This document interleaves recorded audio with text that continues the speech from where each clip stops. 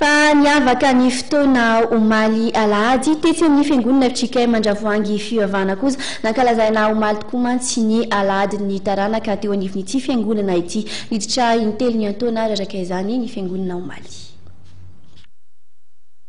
Fenoipoka ny fiangonana FJK Mandravoangy fivavahana omaly nandritra ny fankalazana ny fetin'ny taranaka sy ny fianakaviana etsika izay karakaraina isaky ny alahady voalohan'ny volana Desambra.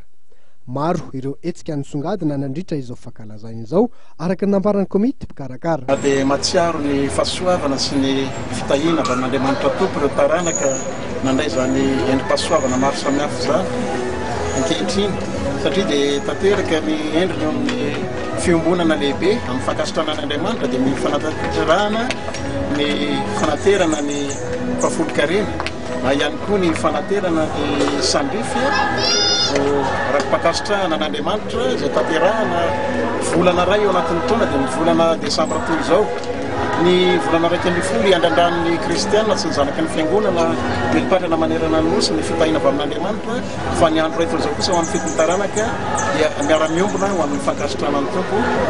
Fa ny tolakandro kosa dia aneo ireo pareta fahasoavana samihafa ny zanaky ny fiangonana amin'ny anaran'ny sampana mantsana velona maro samihafa izay mazatra ho iaho matetika dia hoe atsoina ho an'ny fiaraha-miasa ny kristianina eto Mavangovavana sy ny sampana fa amin'ny andro an'io kosa dia mifarindrina amin'ireo endrika talenta sy fanomezam-pahasoavana amin'Andriamanitra kabary amin'ny hira sy ireo fahasoavana maro samihafa mbola iombonana ho amin'izany fifaliana izany amarana ny joandro ny taranaka amin'ny andro an'io ity izao. Noho ny fandaminana dia intelo niditra ny fiangonana amin'izao fankalazana ny fetin'ny taranaka izao. Ny fandroboana mpitandrona piofana sy mpitandrona perinasa kosa ny fitariana fotoana.